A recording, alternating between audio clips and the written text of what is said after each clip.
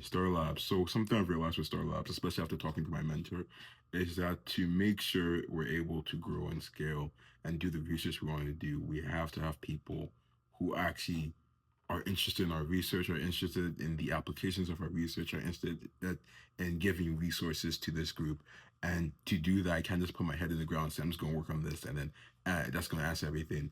I have to understand the environment in which I'm building, and see the immediate impacts and the places where the places where there's demand for the stuff we're doing, and not to throw buzzwords, but same thing again: explicit geometry, world models, physics, compute Gaussians. There's a lot of cool stuff. It's I still want to say very new, right? In terms of the stuff I'm seeing, like even now, like SDF to Gaussians, that's something I'm doing for another piece of work, but it's really I'm related to mine. It's something that I don't think anyone has really gone fully done. So like there's a lot of applications that can be done. But in terms of industry and just other groups, even government, where are the stuff they're looking for? And that's something where I don't really have the best idea. My immediate thought will be just robotics, because robotics is where I see a lot of robotics is where I see a lot of whole world model work being applied. I don't. I'm not particularly fascinated by it. I think robotics are cool, but I also think it's a very crowded industry and it's only getting more crowded. So I think my better bet, right? And this is just I'm thinking maybe I'll change my mind in a day or two. My better bet is to look at other areas, whether it be in entertainment, whether it be in the reconstruction, and see how that works. Gaussians are amazing because they're particle based. So particle based and physics for some very cool stuff can be done. It's really just a matter of thinking, okay, since cool stuff can be done, what are the cool stuff that are desired? Because cool is like very broad. Like it's a bunch of cool stuff. But in terms of cool stuff, people that actually spend money on, people that actually say, hey, give this guy a grant. That's something that's a bit more niche. So what I want to probably do is do more research, make sure I actually pay more attention. I think one of the best social medias to find this out is Twitter. A lot of people post and there's a lot of slop, but besides that slop, there's also a lot of great content, a lot of insight to be extracted. So that's obviously one. But also just talking to people one on one. There's so many cool stuff they say that they unknowingly reveal about their industry and their work. So maybe even like in Maryland or in Chicago, I can try and see what can be done from my end.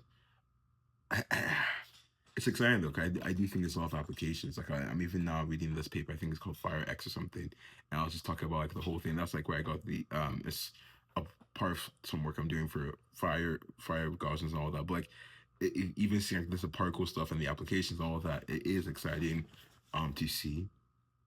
So I am wondering who would be interested. I know there's government interest in reconstruction of reconstructing sparse views and a 3D scene. So that's basically like a lot of Gaussian spotting work goes into there.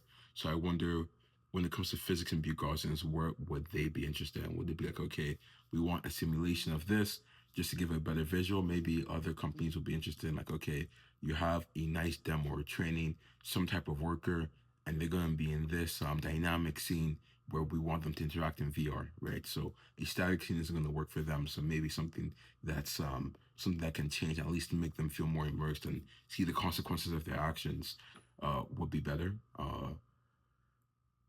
Who knows though? I do think I should take advantage of like Maryland connections because Maryland DMV is where a lot of government workers are. So even just connecting there and seeing like what they can let spill unknowingly would be great. And maybe even knowingly as well. Maybe they have like some high demand that it's like, oh dang, no one in the world is doing this and you're doing it. So really accelerate on this thing. I really don't see it as a pivot at all from the main work of Star Labs, which is to pursue the explicit geometry world model. I see it more as a distributary, right? Not to be mistaken with a tributary, because distributary is like a river and it flows from a river, whereas tributary flows into a river. So I see it more so as like that river is still going fast and strong towards that explicit geometry world model.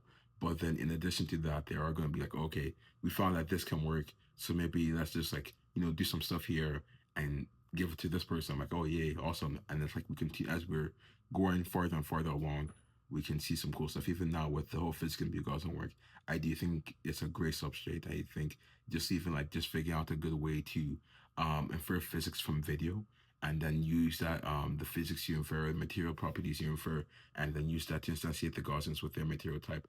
Does a lot for very cool stuff. There's some people who've done similar things, but they haven't really got the code. But there's a really cool one I saw at CVP. I'm forgetting the name. Really cool paper, right? So when I say this, I don't mean it in a bad way.